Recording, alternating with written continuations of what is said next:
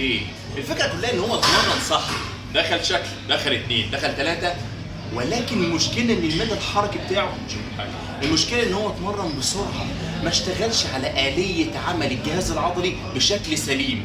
اغلب الناس اللي بتتمرن بشكل سليم في اتجاه التدريب بشكل سليم، ولكن المشكله هي مستعجله، مجموعتها كلها على بعض ما بتتخطاش ال 10 ثواني 12 ثانيه، وهذا خطأ. يا رجل يجب ان تعرف، يا رجل يجب ان تعلم انك لما بتيجي تتمرن في حاجه اسمها آلية عمل الجهاز العضلي. يعني ايه؟ عند عمليه الانقباض بيحصل حاجه فسيولوجيه في الجسم، وعند عمليه الانبساط او عمليه الايسنتريك التطويل بيحصل برضه عمليه فسيولوجيه. برضه يعني ايه؟ يعني في الانقباض العضله او المخ او انت هتعمل حركه بتوصل اشاره عصبيه للعضله للمخ، بتقول له انا هعمل حركه، بيحدد الوزن اللي هتشيله، بيودي حزم عضليه يقول لها روحي شيلي على قد القدر اللي انت هترفعه. راحت ادت الاوردر، ابتدت تشيل. العضلات هنا بقى ايه؟ بتطلع الصوديوم، خد الحته دي وعيش معايا شويه.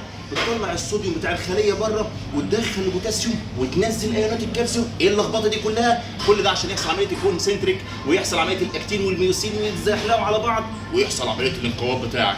نفس الكلام في عمليه الرجوع، الايسنتريك التطويل، الرجوع بيحصل بقى العكس، ترجع كل حاجه لوضعها الطبيعي. تخيل العمليه كل دي بتتم وانت حضرتك بتعمل في اقل من ثانيه العده، تك تك تك. لا لا يا رجل، عيش، تعايش، افهم، ادي كل ذي حق حقه عشان تستفاد، وعشان تطلع في الاخر العضلات بتاعتك وزاره الفشل العضلي المصرفتين. ايه تاني ممكن نقوله؟ لايك وشير عشان تفيد غيرك، هيفرق جدا مع الناس. اقفل يلا.